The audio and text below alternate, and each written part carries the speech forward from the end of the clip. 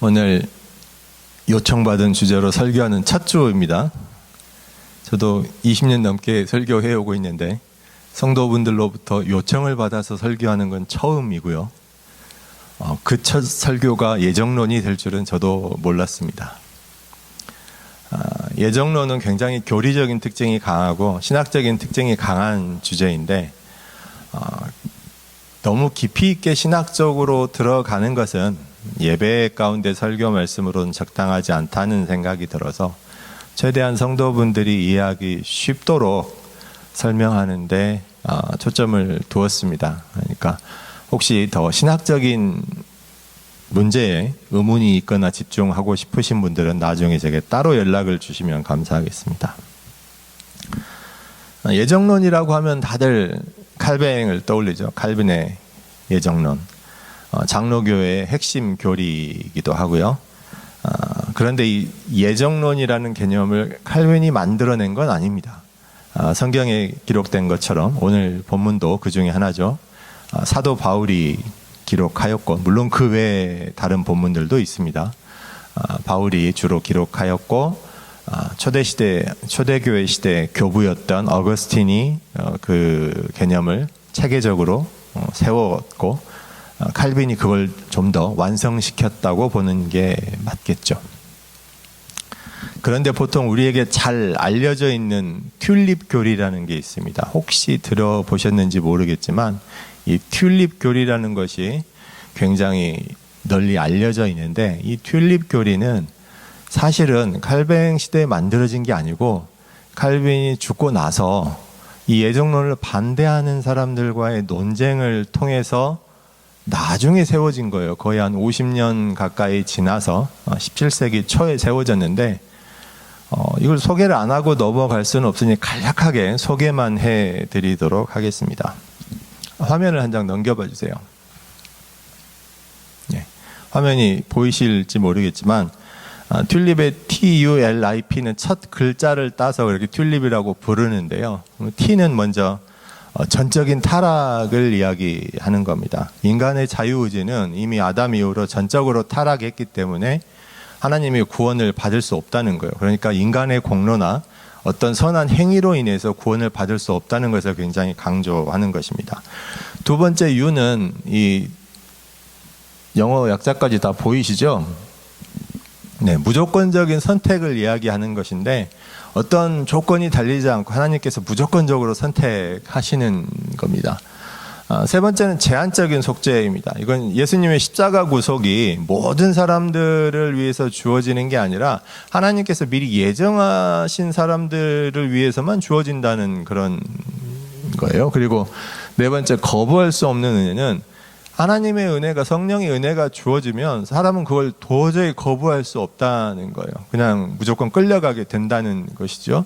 그리고 마지막 P는 성도의 견인을 말합니다. 이건 하나님께서 한번 구원하시기로 예정하신 그 성도는, 그 사람은 절대적으로 끝까지 무조건 다 구원된다는 것입니다. 그래서 이것을 이제 어떤 분들은 가볍게 말하면 한번 구원받으면 그건 영원한 거야. 구원은 취소될 수 없어. 이런 식으로 표현하기도 합니다. 화면을 한 장 더 넘겨주세요. 이 튤립 교리에 대항하는 5개 대학문이 있어요. 이건 감리교 신학인데요. 알미니스주의에서 주장한 건데 전적인 타락에 대비해서 부분적인 타락을 이야기합니다. 인간이 타락했지만 최소한의 인간의 자유의지는 남아있다입니다. 이건 무슨 뜻이냐면 하나님께서 부르셨을 때 하나님의 부르심에 대해서 네 하고 대답할 수 있는 최소한의 자유의지는 남아있다라는 거예요. 그리고 무조건적 선택에 반대해서 조건적 선택을 이야기합니다. 그러니까 무조건적 선택은 뭐냐면 칼빈의 무조건적인 선택이라는 거는 예지도 부정하는 거예요. 하나님께서 사람이 예라고 아멘이라고 복음의 초대에 예라고 대답할 것을 미리 아시고 그 사람을 선택하셨다는 것을 부정합니다. 거기에 반해서 감리교에서는 예정을 부정하는 게 아니에요. 예정은 예정인데 전지전능하신 하나님께서 이 사람이 복음을 받아들일 것을 미리 아시고 선택하셨다라는 그런 이야기입니다. 세 번째, 제한적 속죄에 대한 보편적 속죄인데 이건 뭐냐면 하나님께서 예정하신 사람들만을 위해서 예수님께서 십자가에 돌아가신 게 아니고 세상 모든 사람을 위해서 십자가 구속의 은혜를 주셨다입니다. 그래서 이 말에서 따와가지고 이제 감리교의 만인 구원설을 이야기하기도 하죠. 네 번째, 거부할 수 없는 은혜에 반대해서 거부할 수 있는 은혜입니다. 이게 무슨 말이냐면 하나님께서 은혜를 주셔도 인간의 자유의지로 그걸 거부할 수 있다는 거예요. 이건 좋은 건 물론 아니죠. 근데 그런 게 나타나기도 한다라고 주장하는 겁니다. 그리고 마지막 성도의 견인, 한 번 구원은 영원한 구원이야에 비해서 은혜로부터 타락이 가능하다라고 주장을 합니다. 막 받아 쓰실 필요 전혀 없고요. 외우지도 마십시오. 그냥 간략하게 소개만 드렸습니다. 화면 넘겨주세요. 안 넘기셔도 되고 그 전 화면으로 놔두셔도 되겠네요. 오늘은 말씀드렸다시피 신학적인 깊이 있는 주제로 들어가기보다는 예정이라는 주제가 우리의 신앙에서 어떻게 이루어지는가를 주제로 해서 말씀을 드리려고 합니다. 그래서 예정을 간단하게 말씀드리면 하나님께서 우리를 선택하셨다는 거예요. 오늘 본문처럼 창세전에 미리 선택하셨다는 거죠. 그러면 이렇게 깊이 있는 신학적 주제 말고 사람들 생각에 자연스럽게 떠오르는 것들이 있습니다. 그럼 선택받지 못한 사람들은 어떡하지? 라는 생각. 하나님께서 선택하셨다고 하면 그럼 내가 선택받았다는 증거는 있나? 선택받았다는 증거가 뭐지? 여기에 대해서 어떤 분들은 신학자들 이야기입니다. 예수 그리스도의 복음을 영접한 것 자체가 예정되었다는 증거다라고 말하는 분들도 계시고, 성도의 삶에 나타나는 성령의 열매, 믿음의 열매를 통해서 그걸 알 수 있다라고 말하는 분들도 계시고, 굉장히 다양한 답들이 존재하겠죠. 그 외에 여러 가지 의문점이 남습니다. 가장 부정적으로 보는 것은 운명론적으로 받아들이는 거예요. 이게 무슨 뜻이냐면 분명히 성도의 사명은, 예수님의 제자로서의 사명은 예수를 증거하는 것이죠. 교회의 사명이 복음을 증거하는 겁니다. 증인되는 거죠. 세상 땅끝까지. 선교적 지상명령을 우리가 받지 않았습니까? 그런데도 불구하고 생각하는 거예요. 하나님께서 미리 예정하셨다고? 그러면 우리가 굳이 그렇게까지 애쓰지 않아도 구원받을 사람은 구원받겠네? 라는 생각인 거예요. 왜? 하나님께서 예정하셨으니까. 그리고 또 반대로 생각하면 그런 거예요. 내가 아무리 저 사람을 구원하고 싶어서 복음을 전하고 내가 사랑하는 사람이라서, 내 가족이라서, 내 친구라서 어떻게든 복음으로 인도하고 싶어서 그렇게 애를 써도 만약에 하나님이 예정하지 않으셨으면 소용이 없겠네? 라는 이런 생각 말입니다. 이런 실질적인 고민들을 하게 됩니다.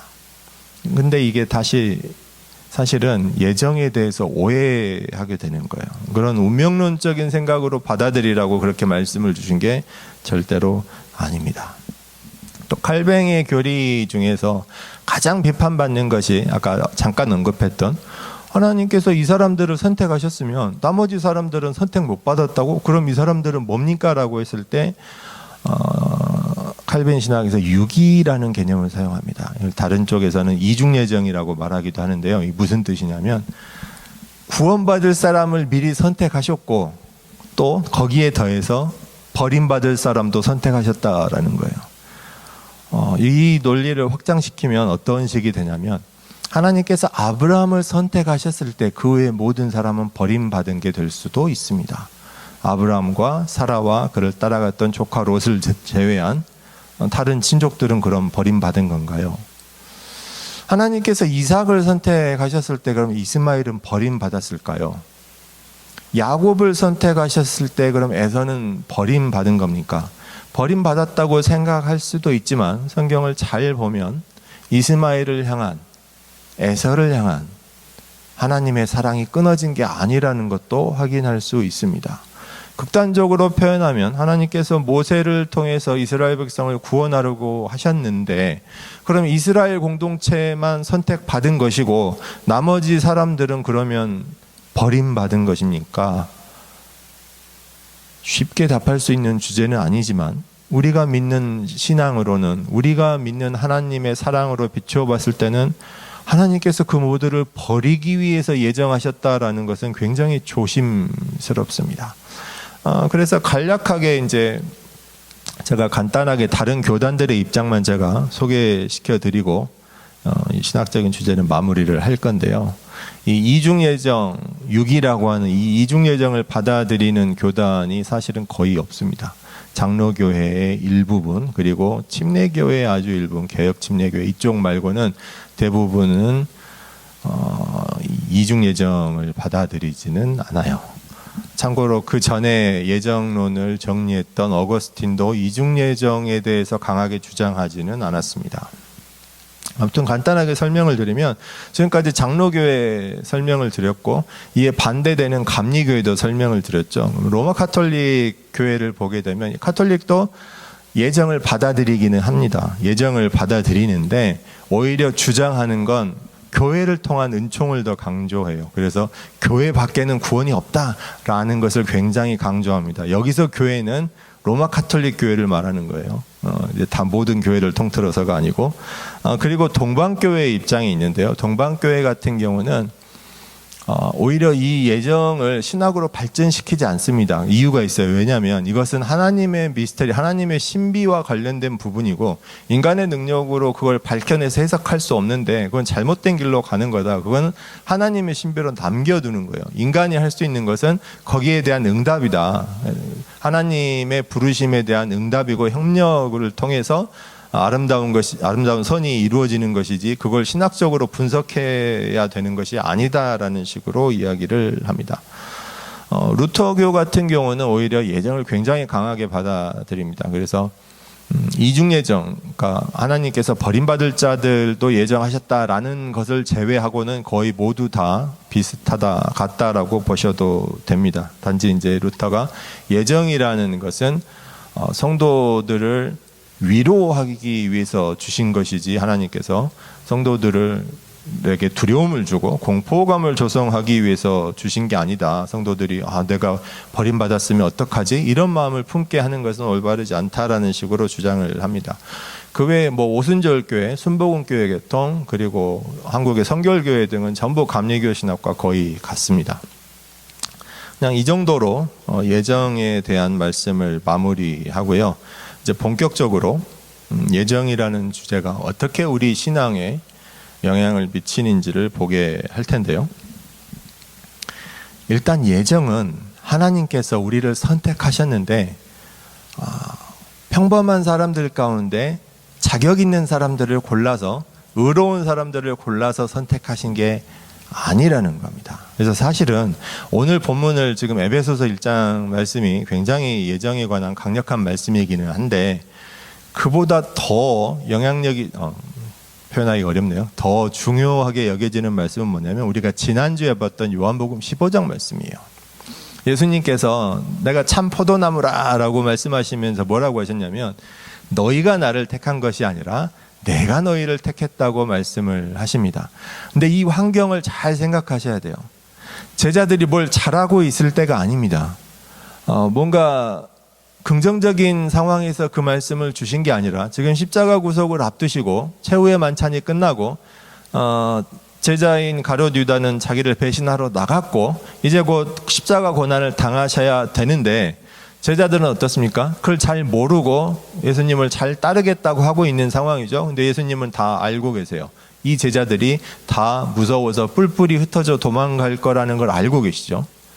베드로는 내가 생명을 걸고 예수님을 따르겠습니다. 하지만 3번이나 부인할 것을 이미 예수님은 알고 계세요. 그 상황에서 주시는 말씀입니다. 너희가 나를 택한 게 아니라 내가 너희를 택한 거야.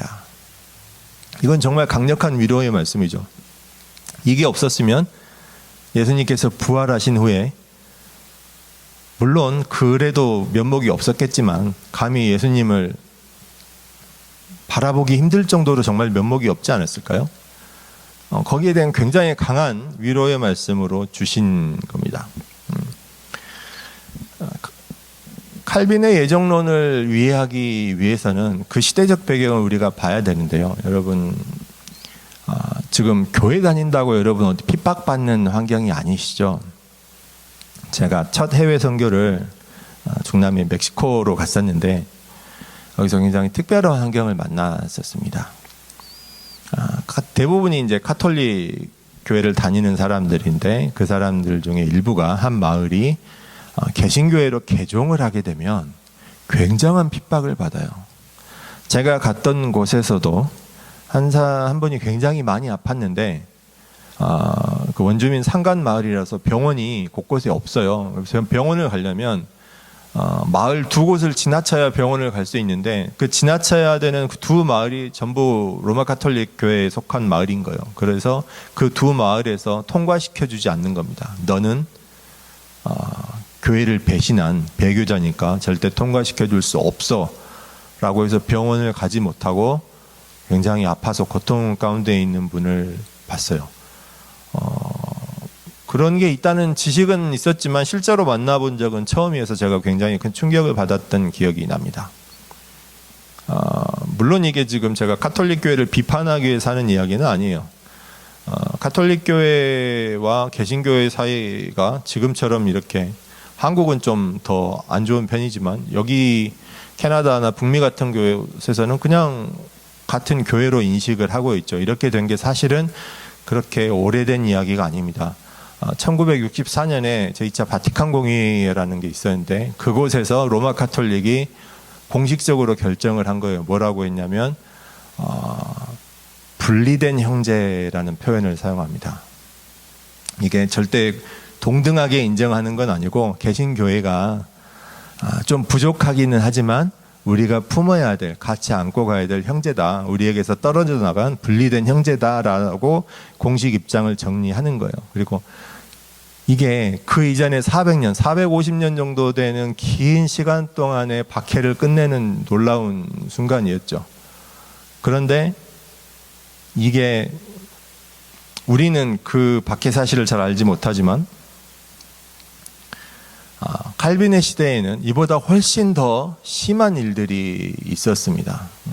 한 가지 더 파문이라는 것을 제가 이해시켜 드리기 위해서 그 64년 이후에 65년에 무슨 일이 있었냐면 로마 가톨릭 교회가 동방교회를 인정하게 됩니다. 1년이 지나서 65년도에는 동방교회와 약 900년 전에 11세기 초에 서로를 파문했어요.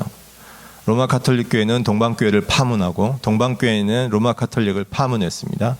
서로를 파문했는데 약 900년의 다툼이 지나고 나서 1965년에 서로를 그 파문을 취소하게 됩니다. 그래서 우리 개신교회를 향해서는 좀 부족하지만 안고 가야 될 분리돼 버린 형제 정도로 봤다면 동방교회와 로마 가톨릭은 서로를 온전한 성사와 사도적 전통을 계승하고 있는 온전한 교회라고 서로를 동등하게 인정하게 됩니다. 입장이 좀 많이 다르죠. 제가 이 말씀을 왜 드렸냐면 이 파문이라는 것을 설명드리기 위해서입니다. 로마 가톨릭의 경험이 있으신 분들은 파문이라는 이야기를 좀 들어보셨는지 모르겠지만 개신교에서는 잘 사용하지 않는 단어죠. 개신교에서는 출교라는 징계 절차가 있기는 합니다만 이 파문이라는 것은 출교와도 좀 더 다릅니다. 공식적으로 파문에 대한 것은 교회법이 굉장히 자세하게 상세하게 나열이 돼 있습니다. 모든 미사나 성사가 금지되고요. 교회에 접근할 수 없고. 하지만 원래 이 파문이라는 제도는 하나님의 은총을 끊는 거예요. 그러니까 경고를 주고 얼른 회개해라. 원래 목적은 회개해서 하나님께로 돌아오라라는 이런 치유적인 목적이 있는 것인데 실제로 그렇게 작동하지는 않았고요. 일반 사람들 입장에서 파문 받는다는 건 뭐냐면 이건 하나님이 저주하는 거야. 나 지옥으로 가는 뭐 티켓 같은 거야. 이렇게 받아들이게 됩니다.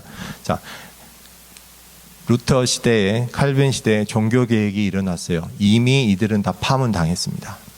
일반 성도들은 어떨까요? 루터나 칼빈 같은 신학자들을 말하는 게 아닙니다.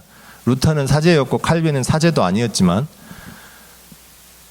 칼빈을 따르고 있는 칼빈이 제네바에서 통치할 때 그 제네바 시민들은 어땠을까요? 자기들은 통째로 교회로부터 파문당한 거예요.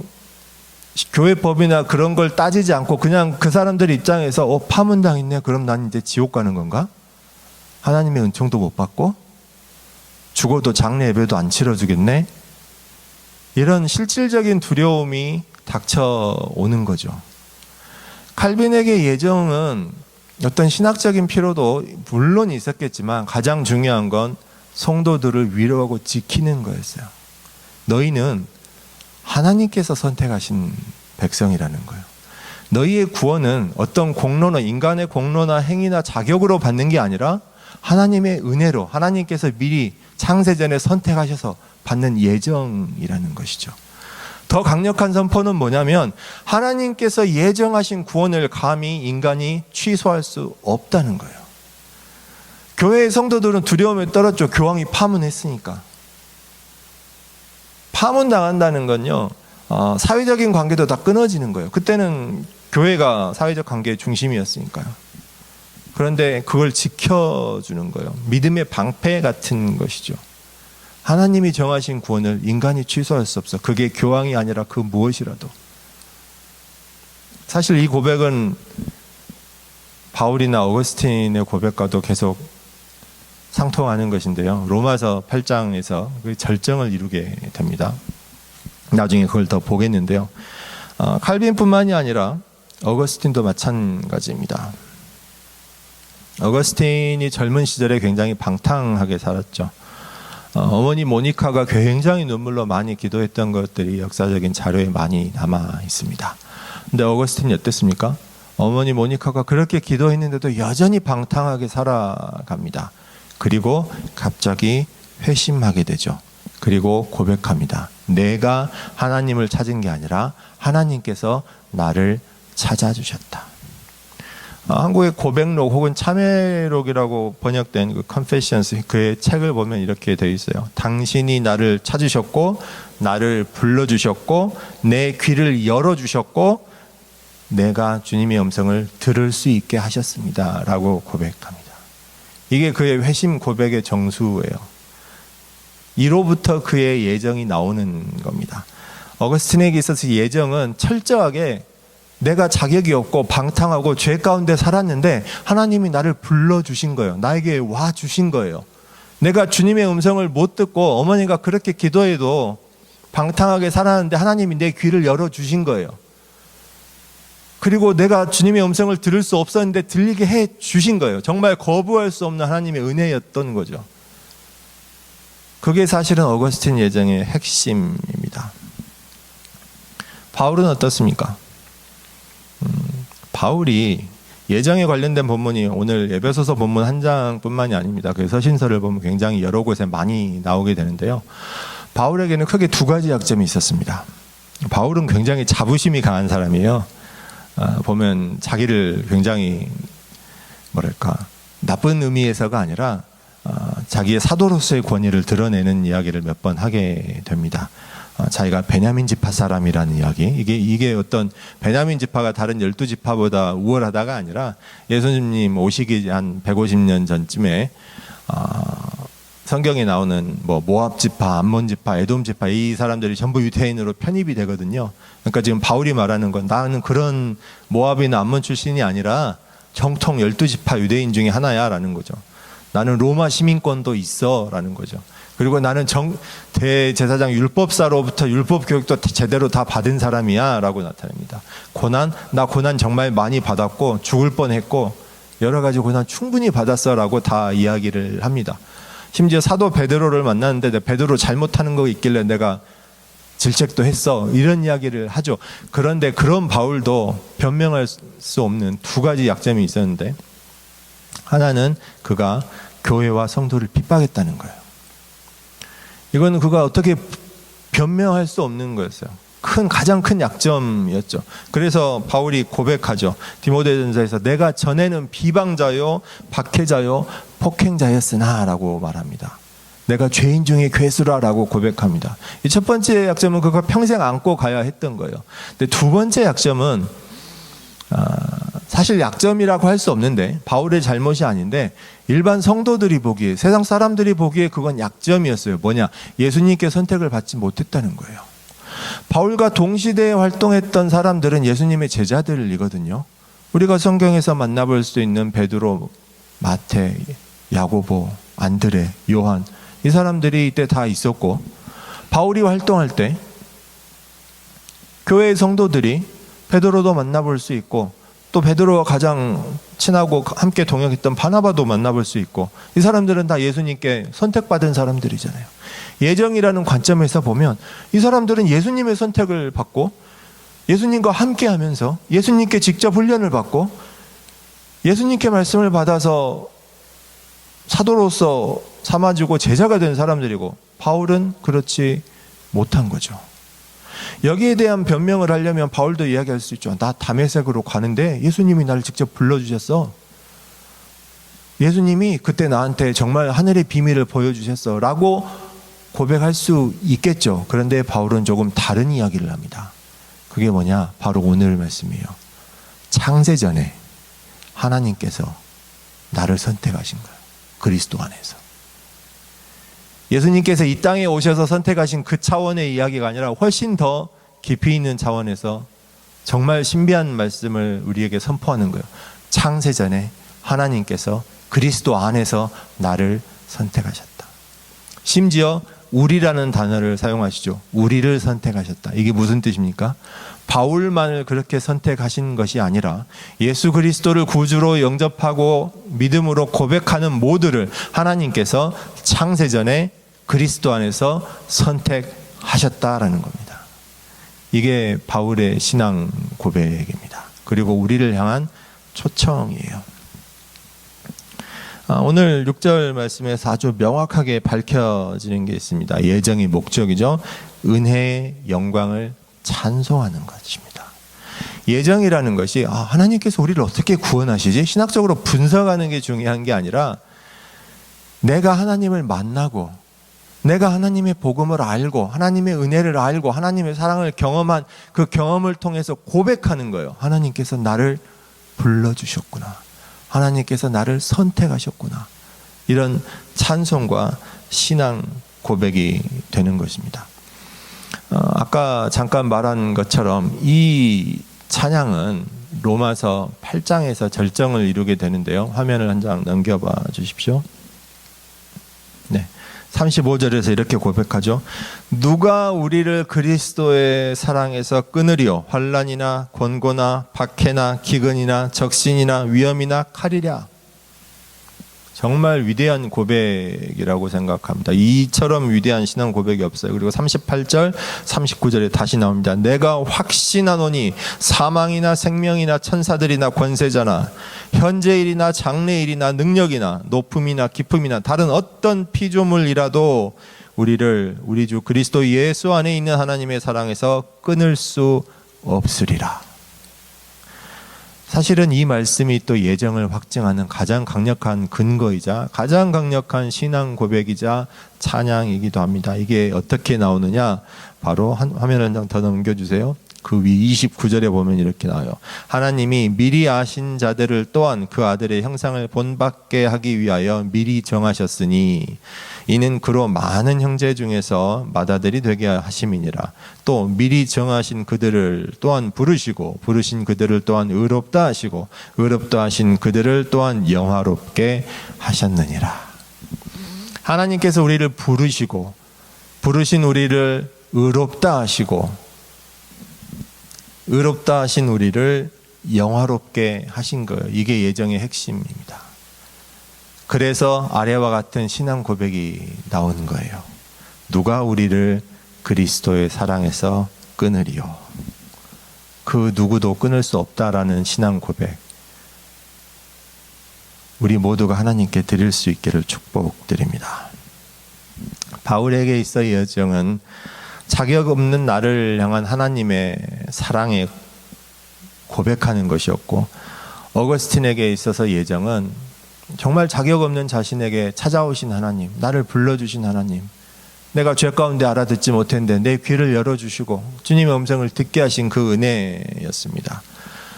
칼뱅에게 있어서 예정은 두려움 가운데 공포 가운데 떠는 성도들을 위로하기 위한 믿음의 방패였죠. 예정에 있어서 중요한 건 교리나 신학적 의미보다는 성도가 하나님을 만난 경험을 통해 드릴 수 있는 찬송이고, 신앙 고백이 되는 줄 믿습니다. 오늘 우리도 이와 같이 고백할 수 있기를 바랍니다. 하나님, 창세전부터 나를 기억하시고 그리스도 안에서 택하심을 인하여 감사를 드립니다. 사랑하는 성도 여러분, 여러분 모두는 창세전부터 그리스도 안에서 선택을 받으셨습니다. 여러분이 하나님을 선택한 게 아니고 하나님께서 여러분을 선택하신 겁니다. 이 사실을 여러분의 삶을 통해 알게 되시기를 주님의 이름으로 축원합니다. 그래서 하나님께 자신의 신앙 고백을 통해 감사를 드리고 은혜와 영광을 찬송할 수 있는 저와 여러분이 되시기를 주님의 이름으로 축원합니다. 기도하겠습니다.